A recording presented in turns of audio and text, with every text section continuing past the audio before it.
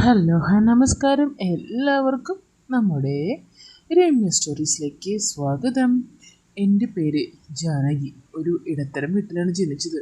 അമ്മ മാത്രമേ എനിക്കുള്ളൂ. അച്ഛൻ ഒരു വർഷം മുമ്പ് മരിച്ചു. അതുകൊണ്ട് തന്നെ എൻ്റെ പഠനമൊക്കെ പാതി വഴിയിലായി. ഞാൻ പിന്നെ കടകളിലൊക്കെ നിന്നു.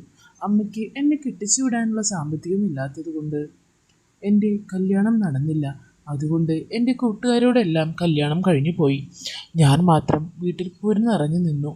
അങ്ങനെ ഇരിക്കുമ്പോഴാണ് എൻ്റെ വീട്ടിൽ കല്യാണാലോചനയുമായി ഒരു ചെക്കൻ വന്നിട്ടുണ്ടെന്ന് പറയുന്നത്.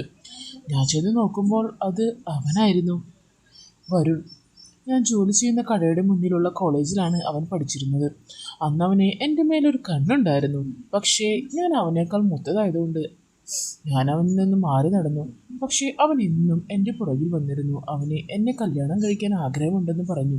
പക്ഷേ നിനക്കിപ്പോൾ ജോലിയൊന്നുമില്ല എന്ന് പറഞ്ഞ് അവനെ ഞാൻ പറഞ്ഞു വിട്ടു. അതിനുശേഷം ഇപ്പോൾ ആണ് കാണുന്നത്. മോളെ, നിന്നെ ഇവരെ പെണ്ണ് കാണാൻ വന്നതാ. വരുണിൻ്റെ ഒപ്പം അവൻ്റെ അച്ഛനും ഉണ്ടായിരുന്നു, രാമൻ കൃഷ്ണൻ. പണ്ടത്തെ ഒരു പ്രമാണിയായിരുന്നു. മോനേക്കാളും കാണാൻ ഭംഗി അച്ഛനെയായിരുന്നു.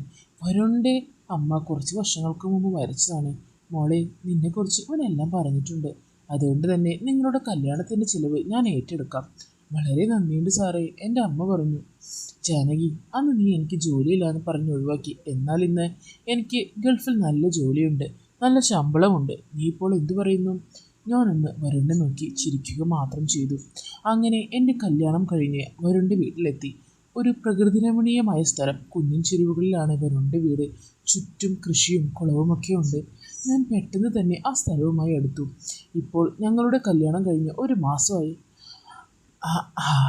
അങ്ങനെ അങ്ങനെ തന്നെ വരും. നല്ല രീതിയിൽ അങ്ങോട്ട് തള്ളി കയറ്റടാ. നിനക്കിതൊക്കെ നല്ല ഇഷ്ടമാണെന്ന് നിന്നെ ആദ്യമേ കണ്ടപ്പോൾ തന്നെ ഞാൻ മനസ്സിലാക്കിയതാ. അതുകൊണ്ടല്ലേ നിന്നെ വിടാതെ തന്നെ ഞാൻ കൂടെ നിർത്തിയത്. നിന്നെ എനിക്ക് ലഭിച്ചത് എൻ്റെ ഭാഗ്യമാണ്. എന്നിട്ടാണോ ആ ഭാഗ്യത്തെ വിട്ട് നാളെ പോകുന്നത്? എന്ത് ചെയ്യാനാ മുത്തേ, എൻ്റെ ജോലി അങ്ങനെയല്ലേ. മോളെ, ഞാൻ എന്തായാലും കൊണ്ടുപോവാം. ആ, എന്ന് കൊണ്ടുപോവും. അടുത്ത വട്ടം വരുമ്പോൾ നിന്നെ കൊണ്ട് ഞാൻ പോവും. ആ ആ ഏട്ടാ, പതുക്കെ അടങ്ങി നിൽക്കടി വേണേ എന്നും പറഞ്ഞ് അങ്ങനെ അങ്ങോട്ട് ചെയ്യാൻ തുടങ്ങി. കുറച്ച് കഴിഞ്ഞപ്പോൾ ഞങ്ങൾ പറമ്പിൽ നിന്നും കളി മതിയാക്കി വീട്ടിലേക്ക് കയറി. അങ്ങനെ പിറ്റേന്ന് രാവിലെ വരുൺ പോവാൻ നിന്നു. ജാനകി, ഞാൻ പോവാണ്. എന്ന് വരുമെന്നറിയില്ല. അതുവരെ നീ വീട്ടിലുണ്ടാവണം, എവിടേക്കും പോകരുത്. ഞാൻ എവിടേക്ക് പോകാനായിട്ടാ? ഇതല്ലേ എൻ്റെ വീട്. ഞങ്ങൾ കെട്ടിപ്പിടിച്ച് റൂമിൽ നിന്ന് കടന്നു. പുറത്ത് അമ്മായിച്ച നിൽക്കുന്നുണ്ടായിരുന്നു. മോനെ, ഫ്ലൈറ്റ് മിസ്സാവും, വേഗം പോ. അച്ഛ, അവളെ നന്നായി നോക്കിക്കോണം. അതും പറഞ്ഞ് വരൻ പോയി. അന്നത്തെ ദിവസം മുഴുവനും ഞാൻ കരഞ്ഞു നീക്കി. ഭർത്താവ് പോയതിനു ശേഷം ഞാൻ അമ്മായിച്ചനെ കൃഷിയെ സഹായിച്ചുവാണ് അവിടെ കഴിഞ്ഞത്. അങ്ങനെ ഒരു ദിവസം നല്ല മഴയുണ്ടായിരുന്നു.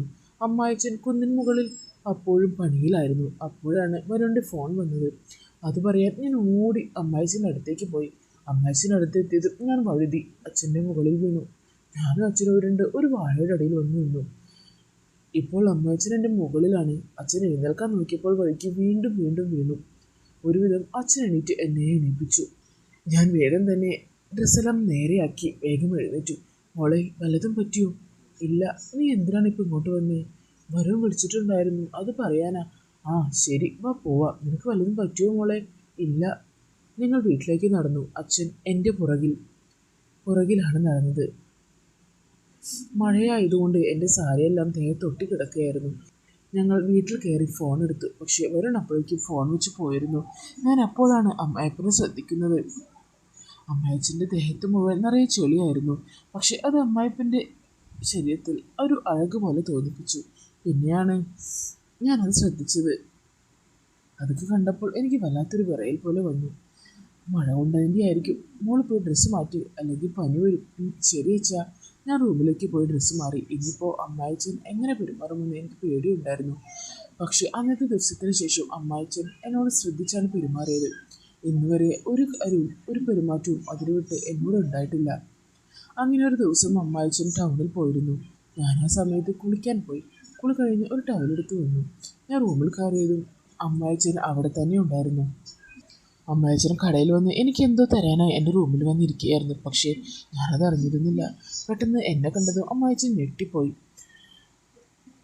കുറച്ചു നേരം അങ്ങനെ സ്തംഭിച്ചു നിന്നു. പിന്നെ കയ്യിലുണ്ടായിരുന്ന സാധനം എൻ്റെ കയ്യിൽ തന്നിട്ട് അമ്മായച്ചൻ റൂമിൽ നിന്ന് മുഖത്തേക്ക് പോലും നോക്കാതെ ഇറങ്ങി. പക്ഷേ ആ സാധനം കുറച്ച് ദിവസങ്ങളായി ഞാൻ കൊതിച്ചിരിക്കുന്നതായിരുന്നു. അത് നല്ലപോലെ മനസ്സിലാക്കിയ അമ്മായച്ചൻ എനിക്കിത് തരികയും ചെയ്തു, ഒരു മടിയും കൂടാതെ. ഞാനതൊന്നും വേണ്ട എന്ന് പറഞ്ഞെങ്കിലും അമ്മായച്ചൻ ആ സമയം അതൊന്നും കേൾക്കാൻ തയ്യാറായില്ല.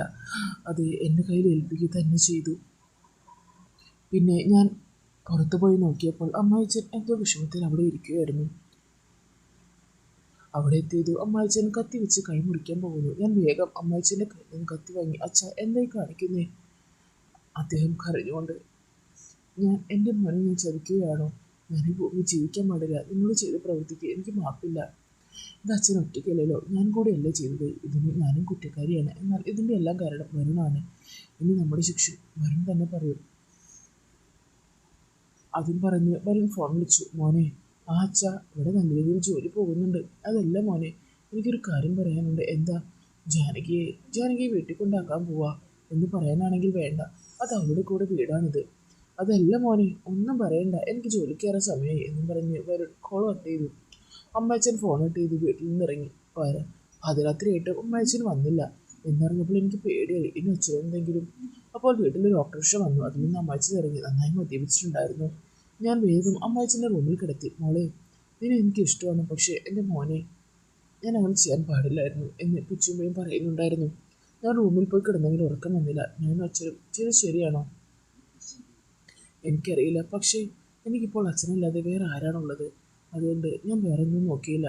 അതുകൊണ്ട് തന്നെ ഇനി ഞങ്ങളുടെ ഇഷ്ടങ്ങൾക്കനുസരിച്ച് തന്നെ ഞാൻ അങ്ങോട്ട് ജീവിക്കാൻ തീരുമാനിച്ചു. എന്തായാലും എനിക്കിവിടെ കൂട്ടി എൻ്റെ അമ്മയച്ചൻ മാത്രമാണ്. എൻ്റെ വീട്ടിലാണെങ്കിൽ ഇതിന് വേണ്ട സൗകര്യങ്ങളും ഇല്ല. അവിടെ പോയി നിൽക്കാമെന്ന് വെച്ചാൽ അതിനിട്ട് മീൻസ് എനിക്ക് സാധിക്കുകയില്ല. ഇത്രയും സൗകര്യത്തിൽ ജീവിച്ചിട്ട് ഞാൻ ഇനി എങ്ങനെ അവിടെ പോയി നിൽക്കും? ഇവിടെ എനിക്ക് എല്ലാ സൗകര്യവും എൻ്റെ ഭർത്താവ് ഒരുക്കി തന്നിട്ടുണ്ട്. അതുമാത്രമല്ല, എന്നെ പൊന്നു പോലെ നോക്കാൻ എൻ്റെ അമ്മായച്ചനെ ഏൽപ്പിച്ചാണ് അദ്ദേഹം പോയത്. അതുകൊണ്ട് തന്നെ ഞാൻ ഒരു കാര്യത്തിനും വിഷമിക്കേണ്ട ആവശ്യമില്ല. എന്നെ നോക്കിക്കോളാൻ അദ്ദേഹം തന്നെയല്ലേ പറഞ്ഞത്. അപ്പോൾ എനിക്കിഷ്ടമുള്ളതെല്ലാം തരേണ്ടത് എൻ്റെ അമ്മായച്ചൻ്റെ കടമയല്ലേ. അതുകൊണ്ട് തന്നെ ഞാൻ അങ്ങോട്ട് ഞങ്ങളുടെ സന്തോഷത്തിൽ തന്നെ ജീവിക്കാൻ തീരുമാനിച്ചു. അപ്പോൾ ഇന്നത്തെ നമ്മുടെ ഈ മോട്ടിവേഷണൽ സ്റ്റോറി നിങ്ങൾക്കെല്ലാവർക്കും ഒത്തിരി ഇഷ്ടപ്പെടുമെന്ന് ഞാൻ കരുതുന്നു. ഇഷ്ടപ്പെടുവാണെങ്കിൽ ലൈക്ക് ചെയ്യാനും ഷെയർ ചെയ്യാനും സബ്സ്ക്രൈബ് ചെയ്യാനും നിങ്ങൾ മറന്നു പോകില്ലല്ലോ. അപ്പോൾ ഇതിലും നല്ല കഥകളുമായി ഞാൻ നിങ്ങൾക്ക് മുന്നിലേക്ക് ഇനിയും വരുന്നതായിരിക്കും. അതുവരേക്കും ബൈ ബൈ ഫ്രണ്ട്സ്.